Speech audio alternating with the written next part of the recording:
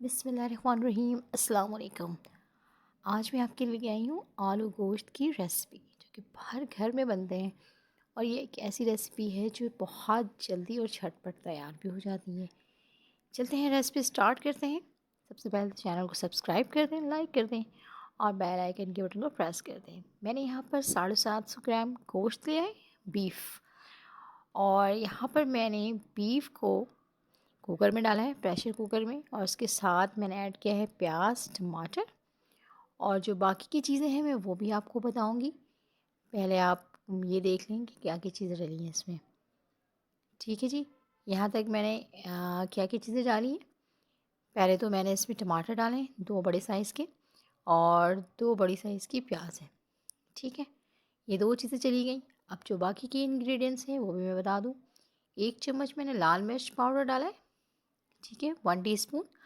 और उसके साथ ही जाएगा इसमें हाफ़ टी स्पून हल्दी।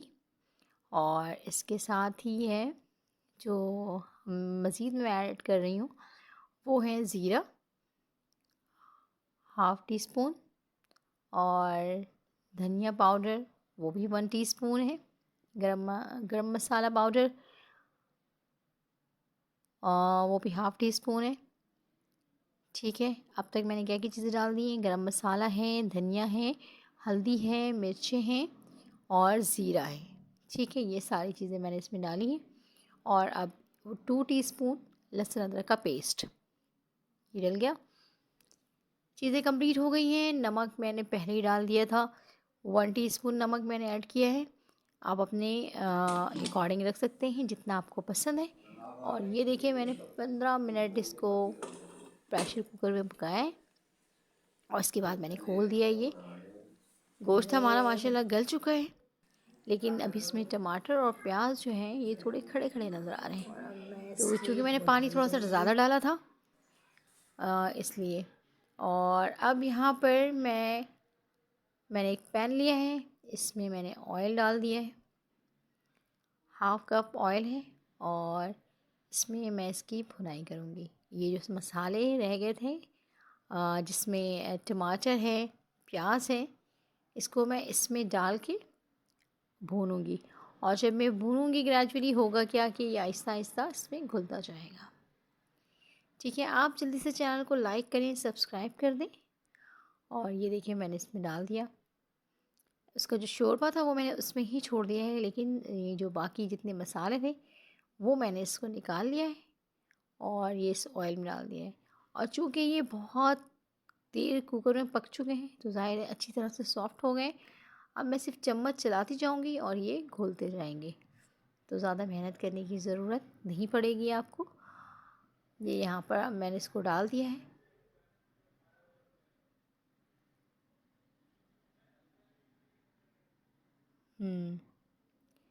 और मेरी दुआ है अल्लाह ताला आप सबको अपने ज़ुबान में रखे, जहाँ रहें खुश रहें, हंसते मुस्कुराते रहें, मज़ेदार मज़ेदार खाने खाते रहें और अपने प्यारों का ख्याल रखते रहें। दूसरों का बहुत ज़्यादा ख्याल रखा करें, किसी की हक तलफ़ी ना हो, कोशिश किया करें। और हमेशा अल्लाह ताला से दुआ किया करें, दूसरों के लिए, अपने लिए हिदायत की दुआ। और ये देखिए मैंने कहा था कि इसको जैसे मैं भूनना शुरू करूँगी ये घुलता जाएगा, तो बिल्कुल इसी तरह से ये इसमें घुलता जा रहा है। ये रहा, ये देख सकते हैं आप मसाला माशाल्लाह काफ़ी अच्छी तरह से। जो भी चीज़ें मैंने डाली थी इसमें प्याज है, लहसुन अदरक का पेस्ट था, और इसके अलावा जो मैंने टमाटर था डाला था वो सब चीज़ें घुल गई हैं। इसमें मैंने ऐड कर दिया है 2 आलू। ठीक है, आलू कच्चे हैं और गोश्त तो चूँकि गला हुआ है, गोश्त भी मैंने इसमें ऐड कर दिया। अब मैं इसको 10 मिनट तक इस तरह से भूनूंगी और ये भूनते भूनते ही ये जो आलू हैं ये गल जाएंगे। और आपको बहुत कम टाइम लगेगा इस आलू गोश्त को तैयार करने में, और ये इतना डिलीशियस बनता है आप उंगलियां चाटते रह जाएंगे। बहुत ही मज़ेदार, बहुत यमी। एक बार ज़रूर ट्राई कीजिएगा आप मेरे कहने पर, क्योंकि ये बहुत बहुत मज़ेदार बनते हैं। चावल के साथ सर्व करें, नान के साथ सर्व करें, रोटी के साथ सर्व करें, आपकी मर्ज़ी है। लेकिन मेहमानों को ज़रूर खिलाएं, अपने घर वालों को ज़रूर खिलाएं।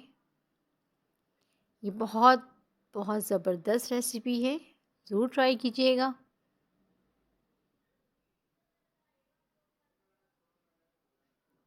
ये देखिए ज़बरदस्त हमारी ये रेसिपी बन रही है और इसको शेयर भी करना है आपने।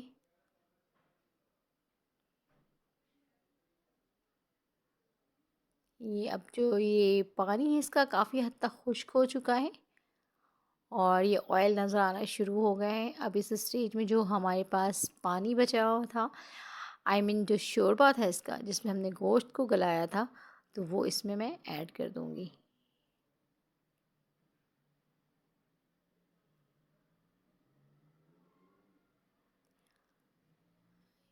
ये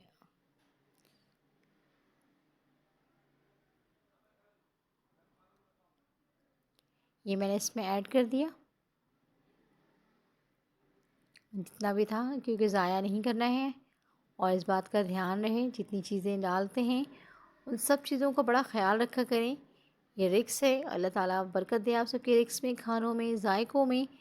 तो चीज़ों को कोशिश किया करें वो ज़ाया ना हो। अगर कोई चीज़ बच जाती है तो उसको आप किसी और चीज़ में यूटिलाइज़ कर लिया करें, लेकिन कोशिश किया करें कि कोई भी चीज़ ज़ाया ना हो।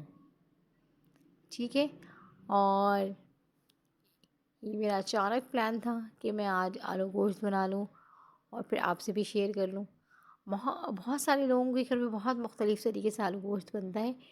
मैं भी बहुत सारे तरीक़ों से बनाती हूँ, लेकिन ये मेरा वन ऑफ़ देम फ़ेवरेट है, जो मुझे बहुत ज़्यादा पसंद है इसका टेस्ट। तो ये मैंने सोचा आपसे भी शेयर करती चलूँ। और ये देखिए तकरीबन ये हो गया है रेडी। अब इसमें ऐड करना है मुझे हरा धनिया और मैं इसको चावल के साथ सर्व करूँगी। तो थोड़ा सा शोरबा मुझे रखना है ताकि चावल के साथ खाया जा सके। और इसकी लुक देखें, माशाल्लाह ज़बरदस्त आलू गोश्त रेडी है। और मुझे दीजिए इजाज़त। अल्लाह हाफ़िज़।